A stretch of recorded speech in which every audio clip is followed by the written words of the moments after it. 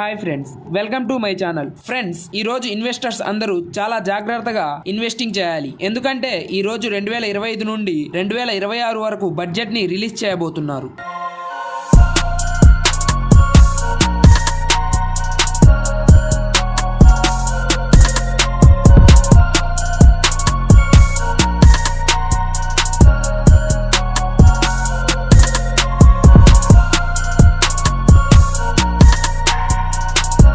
ఆర్థిక మంత్రి నిర్మలా సీతారామన్ గారు ఈ బడ్జెట్ ని ప్రవేశపెట్టనున్నారు.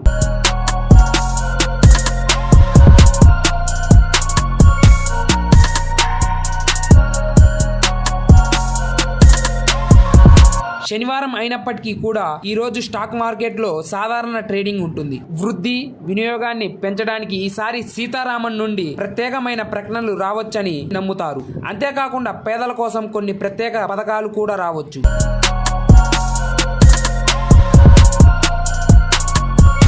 ఫ్రెండ్స్, మధ్యతరగతి ప్రజలు పన్నుల్లో కొంత ఉపశమనం లభిస్తుందని ఆశిస్తున్నారు. అంతేకాకుండా మౌలిక సదుపాయాలు, రైల్వేలు, రక్షణ, రియల్ ఎస్టేట్ తయారీ సహా అనేక ఇతర రంగాలకు కూడా బడ్జెట్ లో ముఖ్యమైన ప్రకటనలు రావచ్చు. అయితే బడ్జెట్ సమయంలో ఈ రంగాలకు సంబంధించిన షేర్లు స్టాక్ మార్కెట్ లో పెరగవచ్చు.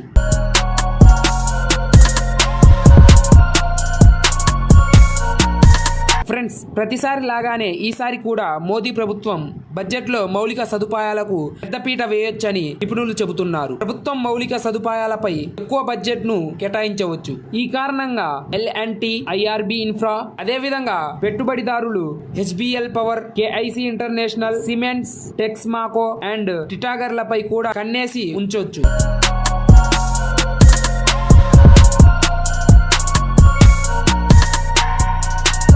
ఫ్రెండ్స్, మధ్యతరగతి ప్రజలకు పన్ను మినహాయింపు లభిస్తే నెస్లే వంటి కంపెనీలు ప్రయోజనం పొందుతాయి. ఎందుకంటే దాని ఆదాయంలో ఎక్కువ భాగం పట్టణ ప్రాంతాల నుండి వస్తుంది. NTPC, Tata power, JSW energy, NHPC, SJVN, CESC, Adani power, Adani energy solutions, KP energy పెట్టుబడిదారులు విద్యుత్తుకు సంబంధించిన ప్రకటన నుండి ప్రయోజనం పొందవచ్చు. అదేవిధంగా ఆరోగ్య రంగానికి ఊతమిచ్చేలా ఏదైనా ప్రకటన వెలువడితే సన్ ఫార్మా, సిప్లా, డాక్టర్ రెడ్డీస్, బయోకాన్ లాభపడవచ్చు. ఆయుష్మాన్ భారత్ స్కీమ్ బడ్జెట్ పెంపు వల్ల అపోలో హాస్పిటల్స్, మ్యాక్స్ హెల్త్, హాస్టల్, DM హెల్త్ కేర్, కిమ్స్ ఇంకా జూపిటర్ షేర్లు ప్రభావితం కావచ్చు. ఫ్రెండ్స్, అంతేకాకుండా ఇలాంటి మరిన్ని షేర్స్ పెరగవచ్చు.